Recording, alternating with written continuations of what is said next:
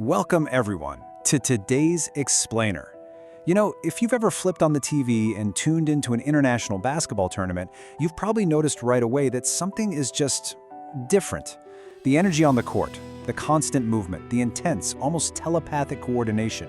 It honestly feels remarkably distinct from the typical NBA style we are so used to seeing.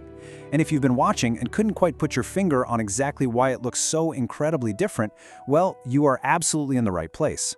Today, we're breaking down the exact mechanics, the rules, and the fascinating cultural differences that make international basketball such a truly unique spectacle. Okay, let's dive right into this. So fans and basketball analysts alike often describe FIBA play with one simple, powerful phrase: real team basketball. But let's pause for a second. What does that actually mean in practice? Well, when you sit down and really watch international games, everything feels deeply intrinsically connected. The ball is just zipping around, moving noticeably faster. Players off the ball, they are cutting so much harder. Entire offensive possessions look meticulously organized rather than just randomly improvised. And honestly, the most notable thing is that even the absolute brightest, most talented superstars willingly and happily sacrifice their own individual scoring opportunities for the team's collective success. It's pretty amazing to witness. Section 1. Geometry, Rules, and Time. How the physical environment forces adaptation. Now we are starting with court geometry, which brilliantly illustrates the first major reason behind this unique style. In the NBA, isolation scores absolutely thrive. And why? Because they have these massive wide-open driving lanes created by the defensive 3-second rule. Defenders physically cannot just camp out in the lane. But in FIBA, that rule simply doesn't exist. Defenders can drop anchor near the basket and just stay there permanently. So when you combine that permanent rim protection with a court that is actually slightly smaller, those massive driving lanes we see in the NBA, they turn into an absolute brick wall in a flash. And because of this incredibly tight spacing, individual players can't just put their head down and bully their way to the rim relying on pure one-on-one athleticism. It just won't work. To actually survive and score in this cramped environment, teams literally have to rely on coordinated movement. Offensive success here requires 3 immediate non-negotiable steps. You have to set solid screens, you have to keep moving the ball, and you must constantly relocate into new passing windows. You can't just repeatedly attack an isolated defender over and over. The physical environment of the court absolutely demands teamwork. Moving on, the second major physical factor is the sheer undeniable physicality and the heavy reliance on zone defenses. FIBA allows significantly more physical contact away from the ball compared to the NBA. Defenders are aggressively bumping cutters, throwing them off their paths, and just physically disrupting any kind of offensive rhythm. Plus, going back to the lack of a defensive 3-second rule, teams can crowd the paint with these heavy, impenetrable zones. Under these tough conditions, trying to isolate dribble your way against 5 hyper-physical connected defenders, yeah, that's a guaranteed losing strategy for sure. Another massive structural difference that changes the entire pace of the game is the clock. We're talking about 40 minutes. No 48-minute marathons here. And that 8-minute difference changes everything, because fewer possessions mean every single trip down the floor is absolute gold. If you waste a possession on a forced, bad isolation shot, you just don't have the luxury of time to recover from that mistake. This ticking clock naturally and forcefully dictates a much more patient, highly tactical, and deliberately organized game from tip-off to the final buzzer. So, let's take a step back. We've looked at the court size, the defensive rules, the sheer physicality, and the shorter game clock, but is it just the rules that dictate this beautiful, flowing style of play? Not quite. The physical environment definitely sets the stage, but it's the human element that truly brings it all to life. Section 2. Culture, Chemistry, and Coaching. The human element of the international game. Just take a look at the youth development priorities in European and international systems. It is fascinating. Long before they even think about athletic specialization, these kids prioritize passing, spacing, and quick decision-making. Big man, they are taught from day one how to pass out of the post. Guards are taught how to significantly impact the game without ever touching the ball.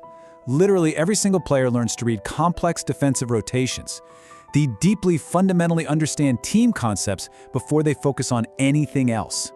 And honestly, this deeply ingrained foundational development is exactly why international legends like Nikola Jokic, Pau Gasol, and Arvydas Sabonis became such extraordinary, mind-blowing facilitators.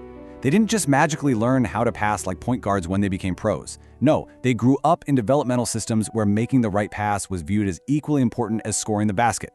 They are taught to view the game through the lens of all 5 players on the court, not just their own individual one-on-one matchup. And the magic really happens once these players turn pro, because they benefit from an absolutely incredible level of continuity. In massive competitions like the EuroLeague, professional clubs will keep their core players together for years. Just contrast that with the constant, dizzying turnover of NBA rosters due to frequent trades and massive free agency shifts. Because they stay together, international players develop this deep, almost psychic long-term chemistry. They memorize exact movement timings and specific passing angles before the action even starts. It's like watching a perfectly rehearsed orchestra. This deep, long-standing chemistry builds the perfect foundation for the prevailing coaching philosophy overseas, which revolves around immense tactical control. International basketball traditionally hands the reins heavily to the coaches on the sideline. Many of them are calling specific, heavily choreographed actions almost every single trip down the floor. And the players? They execute these complex schemes exactly as they are drawn up. They rely on precise, practice reads and intense spatial discipline rather than just free, on-the-fly improvisation. Over there, the system itself is the star. Now, this highly structured coaching ties directly into the ego hierarchy of the sport. Think about it. In the NBA, you have an enormous talent gap between the best player and the worst, which absolutely justifies giving a massive superstar maximum isolation control.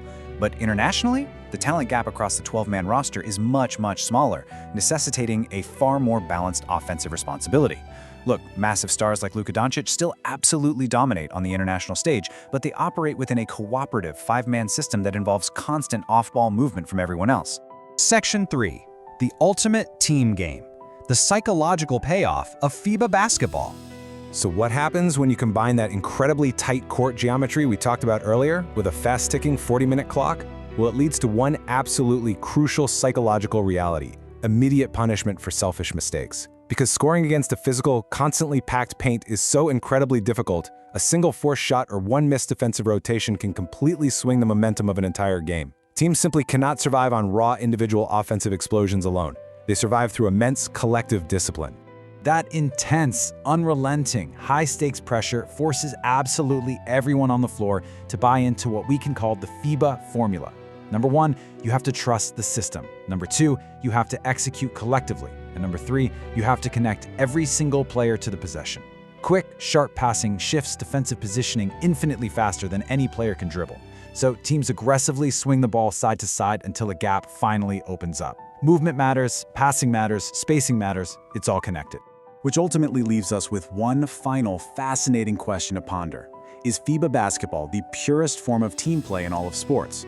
When you really think about it, when you strip away the massive driving lanes, significantly reduce the game clock, and rely on years of collective chemistry and strict system discipline, you get a hyper-connected environment where 5 distinct individuals truly have to move and think as one single organism. It's an absolute thrill to watch, and once you see the mechanics behind it, you can't unsee it. Thank you so much for joining me on this explainer today. Keep your eyes on those beautiful off-ball cuts during the next tournament, and I'll catch you next time.